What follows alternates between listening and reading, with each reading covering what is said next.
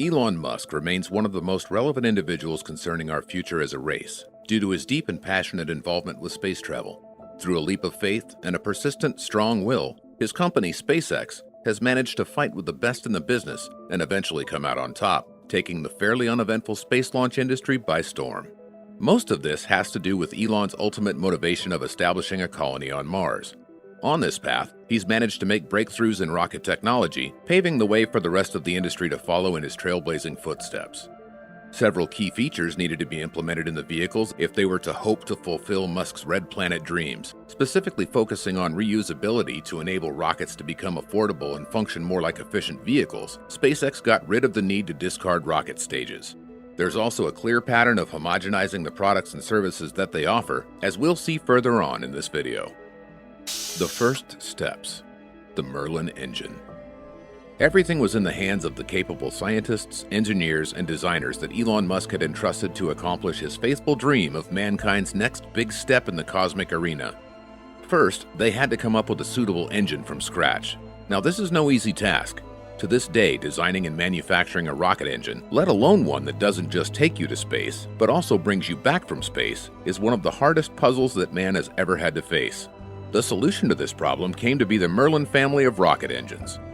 Named after the famed wizard of King Arthur's fantasy world, the namesake is also magical in its abilities and use. Designed to be reusable from the start, the Merlin engines power all of SpaceX's rockets from the Falcon 1 all the way to the Falcon Heavy. Utilizing a combination of kerosene and liquid oxygen, the liquid propellant that they had opted for is a much safer alternative to cheaper solid propellants. Furthermore, all construction and manufacturing happens in-house, and at a vastly more efficient rate than most rocket parts that are usually commissioned from different companies, making the Merlin one of the cheapest rocket engines in the market. Along with using an ablatively cooled carbon fiber reinforced polymer composite nozzle, the strongest of these bad boys are capable of producing 690 kilonewtons, or 155,000 foot-pounds of thrust in a vacuum space. That's the equivalent of more than 5 F-16 Falcon fighter jets. First flight, the Falcon 1. The engine was complete. The Merlin, subjected to rigorous testing as is required with SpaceX design philosophy, needed a vessel to power. The first rocket ever produced by SpaceX is the Falcon 1, a two-stage launch vehicle that has a maximum payload of 1 metric ton when delivering to low Earth orbit. Making use of one Merlin engine, the Falcon 1 was a humble vehicle compared to the giants of Arianespace and other more established space launch companies, but it was a vehicle that precariously led them to the top.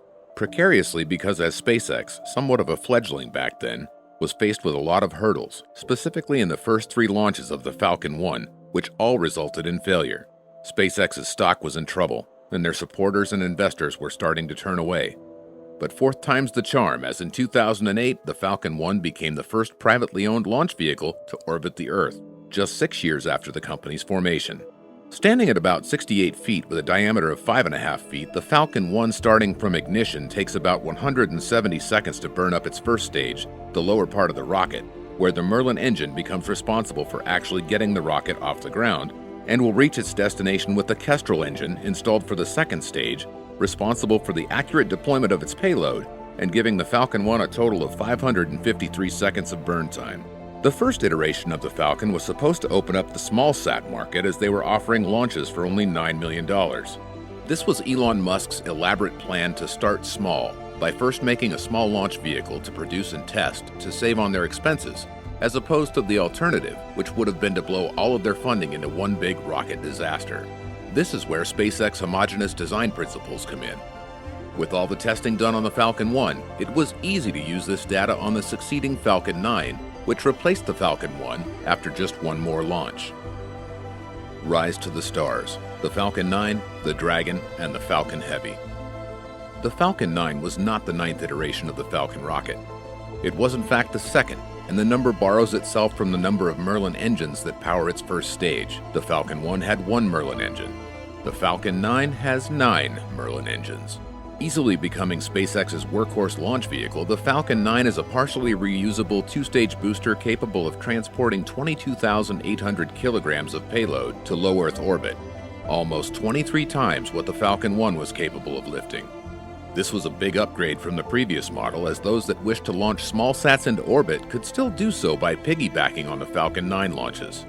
Additionally, the 230-foot-tall Falcon 9 in 2015 pulled off a feat that shook aeronautics fans around the world by successfully completing a vertical landing of the first stage of the rocket. Being the first to do so, Elon followed up by amassing 46 of these breathtaking events under his belt, with some of them occurring on sea-bound drone ships, which is an incredible feat all on its own. Reusability was the big thing here, as Musk believed that reflying space hardware rapidly and often is the breakthrough needed to enable Mars colonization and other bold exploration feats. So far, the Falcon 9 has been on fire, metaphorically speaking, successfully launching 50 times in a row and at the bargain cost of just $62 million. The entire aerospace industry is scrambling to come up with designs to compete with SpaceX's combined affordability, reliability, and power.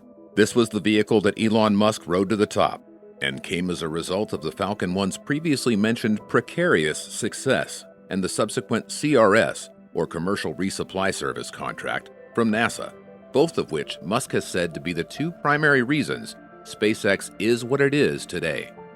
The latter also resulted in the Dragon capsule, another reusable spacecraft that specifically handles cargo with considerations for crewed spaceflight. The Dragon is one of the key developments utilized in NASA's Commercial Resupply Service missions that make routine trips to the orbiting International Space Station. Carried by the Falcon 9, the Cargo Dragon is perfect for the job, as it's capable of carrying 6,000 kilograms of payload to the ISS and capable of returning half of that to Earth. This was another monumental vehicle in SpaceX's arsenal, adding to the nascent spaceflight company's fame, along with achievements such as being the first commercially built and operated spacecraft to be recovered successfully from orbit by the end of 2010, and becoming the first commercial spacecraft to successfully rendezvous with and attach to the ISS in 2012. More so, on May 31st of this year, a crewed variant of the Dragon successfully docked at the ISS with 2 astronauts on board, making this the first crewed flight of Elon Musk's spaceflight company and its first successful manned flight.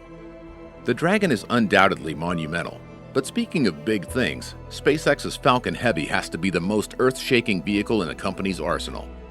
Another partially reusable rocket, the Falcon Heavy is quite literally 3 Falcon 9s strapped together.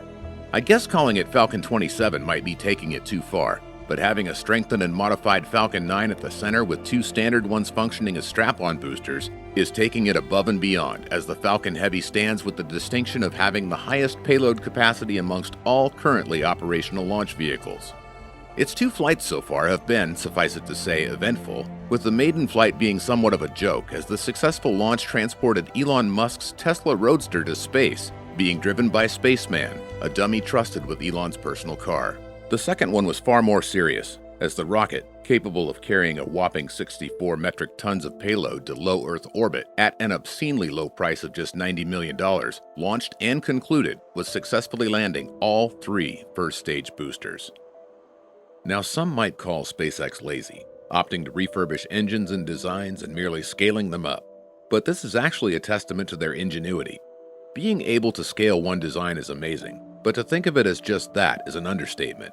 Having this homogeneous design makes almost all of the data they've gathered since the first Merlin and Falcon 1 tests still applicable to Falcon Heavy considerations a decade later. Although SpaceX is secretive as to the inner workings of their tech, and understandably so, seeing as though they're still ahead of the curve in the aerospace industry with no clear sign of anyone really catching up, we can assume that the latest product offered by SpaceX is as optimized as possible. In a sense, research on them has been occurring since day one. Consider also the fact that the reason their launches are so cheap is because they're seeking to entice more customers, more launches, and therefore more tests, essentially creating funding for research and development while still making a profit. The future for space and SpaceX. Suffice it to say, the future is bright for SpaceX. They've overcome adversity with a progressive design philosophy and forward-thinking, cost-effective innovations, putting reusability and sustainability at the core of their work and rigorously going through efficient testing and optimization. Musk and his team managed to reawaken man's dreams of walking among the stars. With plans of venturing into space tourism, Earth-to-Earth rocket travel, satellite internet access via SpaceLink, a satellite constellation, and refurbishing their whole space launch model with the Starship launch system that will seek to replace both the Falcon and the Dragon, SpaceX marches ever closer to Elon's once ludicrous, now only a matter of time dream. What do you think of SpaceX and Elon Musk's endeavors to one day colonize Mars? Should he create a launch point from the moon? Let us know your thoughts below.